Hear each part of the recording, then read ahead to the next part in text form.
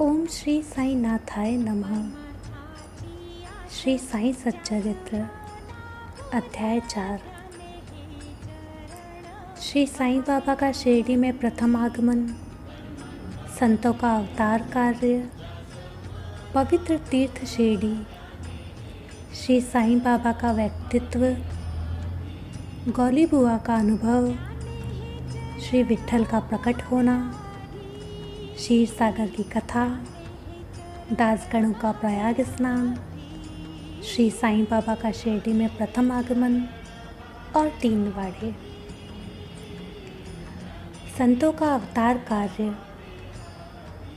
भगवत गीता अध्याय 7 और 8 में श्री कृष्ण कहते हैं कि जब जब धर्म की हानि और अधर्म की वृद्धि होती है तब तब मैं अवतार धारण करता हूँ।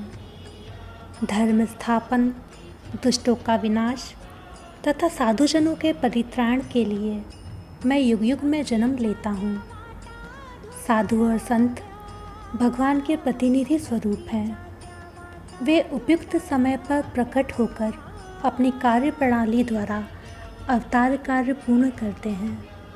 अर्थात जब ब्राह्मण, क्षत्रिय और वैश्य अपने कर्तव्यों से विमुख हो जाते हैं, जब शूद्र उच्च जातियों के अधिकार छीनने लगते हैं, जब धर्म के आचार्यों का अनादर तथा निंदा होने लगती है, जब धार्मिक उपदेशों की उपेक्षा होने लगती है, जब प्रत्येक व्यक्ति सोचने लगता है कि मुझसे श्रेष्ठ विद्वान दूसरा नहीं है, जब लोग निषिद्ध भोज्य पदार्थों और मदिरा आदि का सेवन करने लगते हैं, जब धर्म की आड़ में निंदित कार्य होने लगते हैं, जब भिन्न भिन्न धर्मावलंबी परस्पर लड़ने लगते हैं, जब ब्राह्मण संध्या आदि कर्म करना छोड़ देते हैं, कर्मठ पुरुषों को धार्मिक कृत्यों में अरुचि उत्पन्न हो जाती है, जब योगी ध्यानादि कर्म करना छोड़ देते हैं और जब जन साधारण की ऐसी ही धारणा हो जाती है कि केवल धन, संतान और स्त्री ही सर्वस्व है तथा इस प्रकार जो लोग सत्य मार्ग से विचलित होकर अधपतन की ओर अग्रसर होने लगते हैं, तब संत प्रकट होकर अपने उपदेशों एवं आचरणों के द्वारा धर्म की स्थापना करते हैं। वे समुद्र की तरह हमारा उचित मार्गदर्शन करते हैं तथा सत्य पथ पर चलने को प्रेरित करते हैं। इसी मार्ग पर अनेकों संत जैसे निवृत्तिनाथ, ज्ञानदेव, मुक्ताबाई, नामदेव, गोरा, गुणाई, एकनाथ, तुकाराम, नरहरि, नरसिंह भाई, सजन कसाई, सावंता माली, रामदास तथा अन्य कई संत सत्य मार्ग का दिग्दर्शन कराने के हेतु भिन्न भिन्न अवसरों पर प्रकट हुए और इन सब के पश्चात शिरडी में श्री साईं बाबा का अवतार हुआ। पवित्र तीर्थ शिरडी।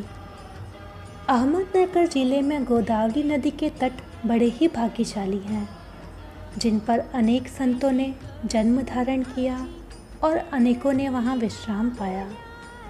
ऐसे संतों में श्री ज्ञानेश्वर महाराज प्रमुख थे। शिरडी अहमदनगर जिले के कोपरगांव तालुका में है। गोदावरी नदी पार करने के पश्चात मार्ग सीधा शिरडी को जाता है। 8 मील चलने पर जब आप नीम गांव पहुँचेंगे तो वहाँ से शिरडी दृष्टिगोचर होने लगती है। कृष्णा नदी के तट पर अन्य तीर्थ स्थान जैसे गंगापुर, नरसिंहवाड़ी और औदुंबर के समान ही शिरडी भी प्रसिद्ध तीर्थ है।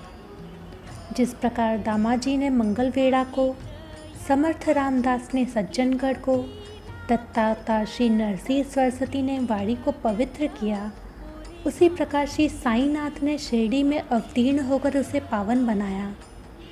श्री साईं बाबा का व्यक्तित्व। श्री साईं बाबा के सानिध्य से शिरडी का महत्व विशेष बढ़ गया। अब हम उनके चरित्र का अवलोकन करेंगे। उन्होंने इस भवसागर पर विजय प्राप्त कर ली थी, जिसे पार करना महान दुष्कर तथा कठिन है।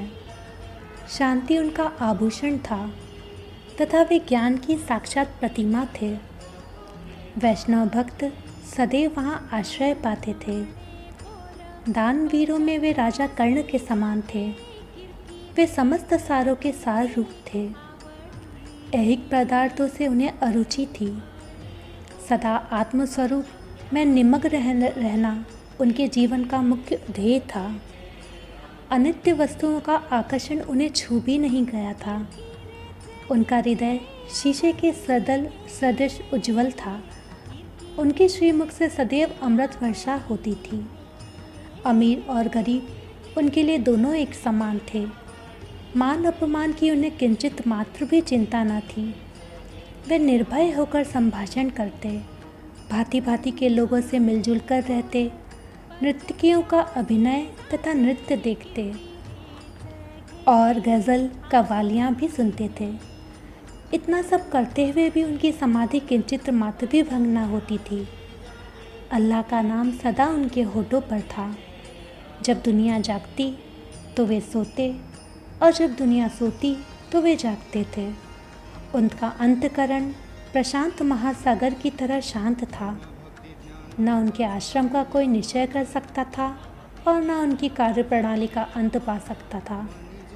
कहने के लिए तो वे एक स्थान पर निवास करते थे, परंतु विश्व के समस्त व्यवहारों व व्यापारों का उन्हें भली भांति ज्ञान था। उनके दरबार का रंग ही निराला था। वे प्रतिदिन अनेक किंवदंतियाँ कहते थे, परंतु उनकी अखंड शांति किंचित मात्र भी विचलित न होती थी। वे सदा मस्जिद के दीवार के सहारे बैठे रहते थे तथा प्रातः, मध्याह्न और सायंकाल लेंडी और चावड़ी की ओर वायु सेवन करने जाते भी तो भी सदा आत्मस्थित ही रहते थे। स्वतः सिद्ध होकर भी वे साधकों के समान आचरण करते थे। वे विनम्र, दयालु तथा अभिमान रहित थे। उन्होंने सदा सबको सुख पहुंचाया। ऐसे थे श्री साईं बाबा, जिनके श्री चरणों का स्पर्श कर शिरडी पावन बन गई। उसका महत्व असाधारण हो गया। जिस प्रकार ज्ञानेश्वर ने आलंदी और एकनाथ ने पैठण का उद्धार किया, वही गति श्री साईं बाबा द्वारा शिरडी को प्राप्त हुई। शिरडी के फूल, पत्ते, कंकड़ और पत्थर भी धन्य हैं, जिन्हें श्री साईं चरणाम्बुजों का चुंबन तथा उनकी चरण रज मस्तक पर धारण करने का सौभाग्य प्राप्त हुआ। भक्तगण को शिरडी एक दूसरा पंढरपुर, जगन्नाथपुरी, द्वारका, बनारस, महाकालेश्वर तथा गोकर्ण महाबलेश्वर बन गई।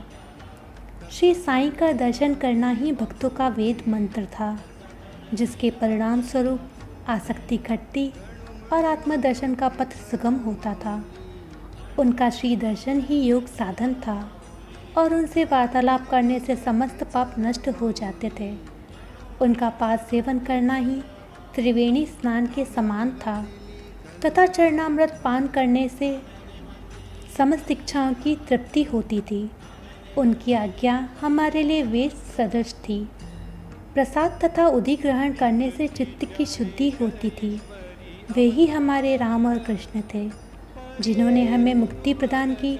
वे ही हमारे पर ब्रह्मा थे। वे छंदों से परे रहते तथा कभी निराश व हताश नहीं होते थे। वे सदा आत्मस्थित, चैतन्य ज्ञान तथा आनंद की मंगल मूर्ति थे। कहने को तो शिरडी उनका मुख्य केंद्र था, परंतु उनका कार्य क्षेत्र पंजाब, कलकत्ता, उत्तरी भारत, गुजरात, ढाका और कोंकण तक विस्तृत था। श्री साईं बाबा की कीर्ति दिन प्रतिदिन चहुओं ओर फैलने लगी और जगह जगह से उनके दर्शनार्थ आकर भक्त लाभ उठाने लगे। केवल दर्शन से ही मनुष्यों, चाहे वे शुद्ध तथा अशुद्ध हृदय के हों, के चित्त को परम शांति मिल जाती थी। उन्हें उसी का आनंद का अनुभव होता था, जैसा कि पंढरपुर में श्री विट्ठल के दर्शन से होता है। यह कोई अतिशयोक्ति नहीं है। देखिए, एक भक्त ने यही अनुभव पाया है। गोली बुआ लगभग 95 वर्ष के वयोवृद्ध भक्त, जिनका नाम गौली बुआ था, पंढरी के एक वारकरी थे। वे 8 मास पंढरपुर तथा 4 मास गंगा तट पर निवास करते थे। सामान ढोने के लिए वे एक गधे को अपने पास रखते और एक शिष्य भी सदैव उनके साथ रहता था। वे प्रतिवर्ष वारी लेकर पंढरपुर जाते और लौटते समय श्री साईं के दर्शनार्थ शिरडी आते थे। बाबा पर उनका अगाध प्रेम था। वे बाबा की ओर एकटक निहारते और कह उठते थे, अरे ये तो श्री पंढरीनाथ श्री विट्ठल के अवतार हैं, जो अनाथनाथ, दीन दयालु और दीनों के नाथ हैं। गोली बुआ श्री विठोबा के परम भक्त थे। उन्होंने अनेक बार पंढरी की यात्रा की तथा प्रत्यक्ष अनुभव किया कि श्री साईं बाबा सचमुच में ही पंढरीनाथ हैं। विट्ठल का प्रकट होना। श्री साईं बाबा की ईश्वर चिंतन और भजन में विशेष अभिरुचि थी। वे सदैव अल्लाह मालिक पुकारते तथा भक्तों से कीर्तन सप्ताह करवाते थे। इसे नाम सप्ताह भी कहते हैं।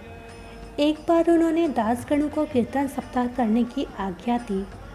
दासगणु ने बाबा से कहा कि आपकी आज्ञा मुझे शिरोधार्य है, परंतु इस बात का आश्वासन मिलना चाहिए कि सप्ताह के अंत में विट्ठल भगवान अवश्य प्रकट होंगे।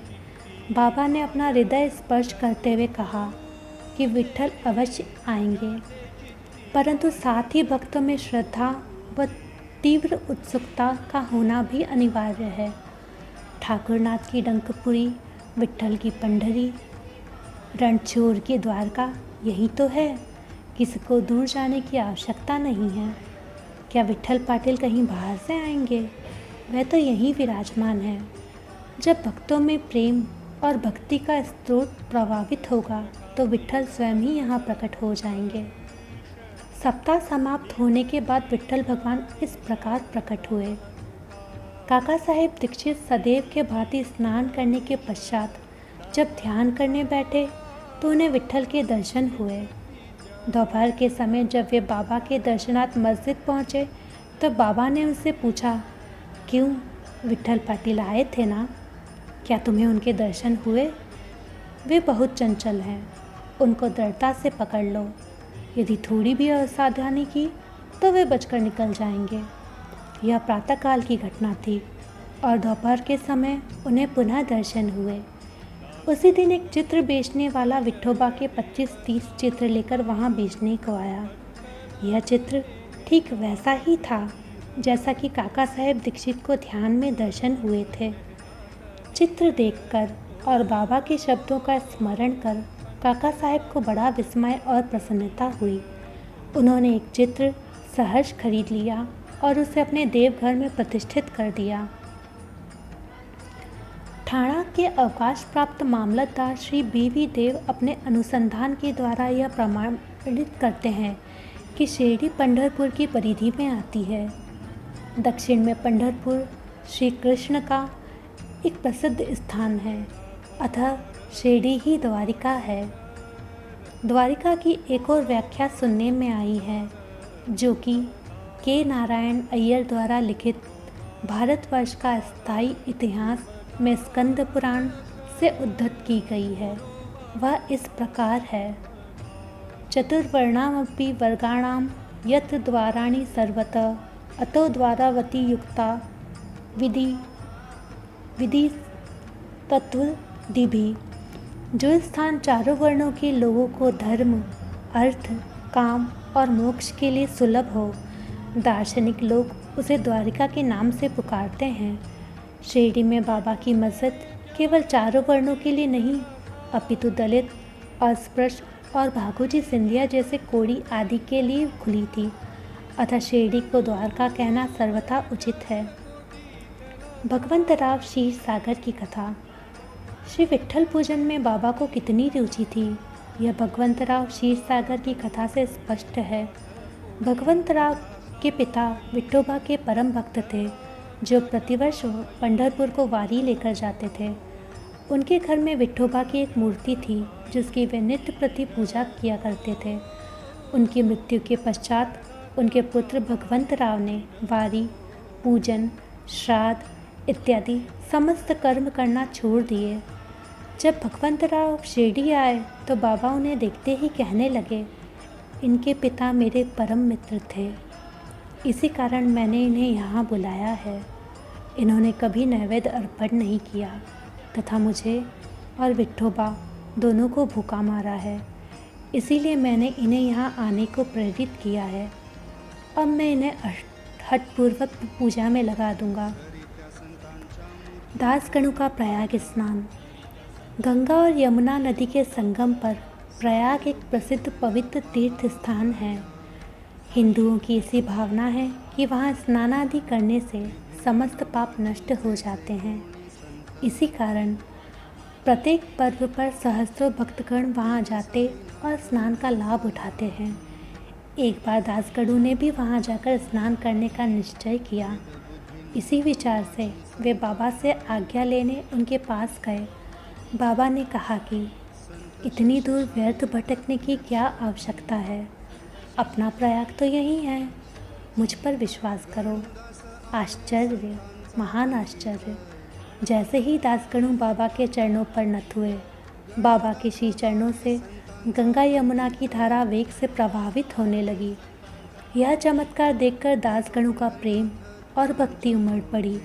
आँखों से अश्रुओं की धारा बहने लगी। उन्हें कुछ अंतःस्फूर्ति हुई और उनके मुख से श्री साईं बाबा की स्तोत्रस्विनी स्वतः प्रभावित होने लगी। श्री साईं बाबा का शिरडी में प्रथम आगमन। श्री साईं बाबा के माता पिता, उनके जन्म और जन्म स्थान का किसी को भी ज्ञान नहीं है। इस संबंध में बहुत छानबीन की गई। बाबा से तथा अन्य लोगों से भी इस विषय में पूछताछ की गई, परंतु कोई संतोषप्रद उत्तर अथवा सूत्र हाथ न लग सका। यथार्थ में हम लोग इस विषय में सर्वथा अनभिज्ञ हैं। नामदेव और कबीरदास जी का जन्म अन्य लोगों के भांति नहीं हुआ था। वे बाल रूप में प्रकृति की गोद में पाए गए थे। नामदेव भीमरथी के नदी के तीर पर गोनाई को और कबीर भागीरथी नदी के तीर पर तमाल को पड़े हुए मिले थे। और ऐसा ही श्री साईं बाबा के संबंध में भी था। वे शिरडी में नीम वृक्ष के तले 16 वर्ष की तरुणावस्था में भक्तों के कल्याणार्थ प्रकट हुए थे। उस समय भी वह पूर्ण ज्ञानी प्रतीत होते थे। स्वप्न में भी उनको किसी लौकिक पदार्थ की आवश्यकता नहीं थी। उन्होंने माया को ठुकरा दिया था और मुक्ति उनके चरणों में लौटती थी। शिरडी ग्राम की एक वृद्ध स्त्री नाना चौबदार की माँ ने उनका इस प्रकार वर्णन किया है। एक तरुण, स्वस्थ, फुर्तीला तथा अति रूपवान बालक सर्वप्रथम नीम वृक्ष के नीचे समाधि में लीन दिखाई पड़ा। सर्दी व गर्मी की उन्हें किंचित मात्र भी चिंता न थी। उन्हें इतनी अल्प आयु में इस प्रकार कठिन तपस्या करते देख लोगों का महान आश्चर्य हुआ। दिन में वे किसी से भेंट नहीं करते थे और रात्रि में निर्भय होकर एकांत में घूमते थे। लोग आश्चर्यचकित होकर पूछते थे कि इस युवक का कहाँ से आगमन हुआ है। उनकी बनावट तथा आकृति इतनी सुंदर थी कि एक बार देखने मात्र से ही लोग आकर्षित हो जाते थे। वे सदा नीम वृक्ष के नीचे बैठे रहते थे और किसी के द्वार पर ना जाते थे। यद्यपि वे देखने में बालक प्रतीत होते थे, परंतु उनका आचरण महात्माओं के सदृश था। वे त्याग और वैराग्य की साक्षात प्रतिमा थे। एक बार एक महान आश्चर्यजनक घटना हुई। एक भक्त को भगवान खंडोबा का संचार हुआ। लोगों ने शंका निवारणार्थ उनसे प्रश्न किया कि हे देव, कृपया बतलाइए कि ये किस भाग्यशाली पिता की संतान है और इनका कहाँ से आगमन हुआ है। भगवान खंडोबा ने एक कुदाली मंगवाई और एक निर्दिष्ट स्थान पर खोदने का संकेत किया। जब वह स्थान पूर्ण रूप से खोदा गया तो वहाँ एक पत्थर के नीचे ईंटें पाई गई। पत्थर को हटाते ही वहाँ 4 दीप दिखे। एक द्वार था जिस पर 4 दीप जल रहे थे। उन दरवाज़ों का मार्ग एक गुफा में जाता था, जहाँ गोमुखी आकार की इमारत, लकड़ी के तख्ते, मालाएं आदि दिखाई पड़े। भगवान खंडोबा कहने लगे कि इस युवक ने इस स्थान पर 12 साल तपस्या की है तब लोग युवक से प्रश्न करने लगे, परंतु उसने यह कहकर टाल दिया कि यह श्री मेरे परम गुरुदेव का स्थान है, पवित्र भूमि है तथा मेरा पूज्य स्थान है, और लोगों से उस स्थान की भली भांति रक्षा करने की प्रार्थना की। तब लोगों ने उस दरवाजे को पूर्ववत बंद कर दिया। जिस प्रकार अश्वत्थ औदुंबर वृक्ष पवित्र माने जाते हैं, उसी प्रकार बाबा ने इस नीम वृक्ष को उतना ही पवित्र माना और प्रेम किया। महालसापति तथा शिरडी के अन्य भक्त इस स्थान को बाबा के गुरु की समाधि स्थान मानकर सदैव नमन किया करते हैं। 3 वाड़े। नीम वृक्ष के आसपास की भूमि श्री हरिविनायक साठे ने मोल ले ली और इस स्थान पर एक विशाल भवन का निर्माण किया, जिसका नाम साठेवाड़ा रखा गया। बाहर से आने वाले यात्रियों के लिए वह वाड़ा एकमात्र विश्राम स्थान था, जहाँ सदैव भीड़ रहा करती थी। नीम वृक्ष के नीचे चारों ओर चबूतरा बांधा गया। सीढ़ियों के नीचे दक्षिण की ओर एक छोटा सा मंदिर है, जहाँ भक्त लोग चबूतरे के ऊपर उत्तराभिमुख होकर बैठते हैं। ऐसा विश्वास किया जाता है कि जो भक्त गुरुवार तथा शुक्रवार की संध्या को वहाँ धूप और अगरबत्ती आदि सुगंधित पदार्थ जलाते हैं, वे ईश कृपा से सदैव सुखी होंगे। यह वाड़ा बहुत पुराना तथा जीर्ण शीर्ण अवस्था में था तथा इसके जीर्णोद्धार की नितांत आवश्यकता थी, जो कि संस्थान द्वारा पूर्ण कर दी गई। कुछ समय के पश्चात एक द्वितीय वाड़े का निर्माण हुआ, जिसका नाम दीक्षित वाड़ा रखा गया। काका साहेब दीक्षित कानूनी सलाहकार जब इंग्लैंड में थे, तब वहाँ उन्हें किसी दुर्घटना से पैर में मोच आ गई थी। उन्होंने अनेक उपचार किए, परंतु पैर अच्छा ना हो सका। नाना साहेब चांदोरकर ने उन्हें बाबा की कृपा प्राप्त करने का परामर्श दिया, इसलिए उन्होंने सन 1909 में बाबा के दर्शन किए। उन्होंने बाबा से पैर के बदले अपने मन की पंगुता दूर करने की प्रार्थना की। बाबा के दर्शनों से उन्हें इतना सुख प्राप्त हुआ कि उन्होंने स्थायी रूप से शिरडी में रहना स्वीकार कर लिया, और इसी कारण उन्होंने अपने तथा भक्तों के हेतु एक वाड़े का निर्माण कराया। इसी भवन का शिलान्यास दिनांक 9/12/1910 को किया गया। उसी दिन अन्य 2 विशेष घटनाएं हुई। श्री दादा साहेब खापर्डे को घर लौटने की अनुमति प्राप्त हो गई और चावड़ी में रात्रि की आरती आरंभ हो गई। कुछ समय में वाड़ा संपूर्ण रूप से बन गया और रामनवमी 1911 के शुभ अवसर पर उसका यथाविधि उद्घाटन किया गया। इसके बाद एक और वाड़ा, मानो एक शाही भवन, नागपुर के एक प्रसिद्ध श्रीमंत बूटी ने बनवाया। इस भवन के निर्माण में बहुत धनराशि लगाई गई। उनकी समस्त निधि सार्थक हो गई, क्योंकि बाबा का शरीर अब वहीं विश्रांति पा रहा है और फिलहाल वह समाधि मंदिर के नाम से विख्यात है। इस मंदिर के स्थान पर पहले एक बगीचा था, जिसमें बाबा स्वयं पौधों को सींचते और उनकी देखभाल किया करते थे। जहाँ पहले एक छोटी सी कुटी भी नहीं थी, वहाँ 3 वाड़ों का निर्माण हो गया। इन सब में साठेवाड़ा पूर्व काल में बहुत ही उपयोगी था। बगीचे की कथा, वामन तात्या की सहायता से स्वयं बगीचे की देखभाल, शिरडी श्री साईं बाबा की अस्थायी अनुपस्थिति तथा चांद पाटिल की बारात में पुनः शिरडी में लौटना, देवीदास, जानकीदास और गंगागीर की संगति, मोहिद्दीन तंबोली के साथ कुश्ती, मस्जिद में निवास, श्री डेंगले व अन्य भक्तों पर प्रेम तथा अन्य घटनाओं का अगले अध्याय में वर्णन किया जाएगा। श्री सद्गुरु साईनाथा समर्पणस्तु शुभम भवतु।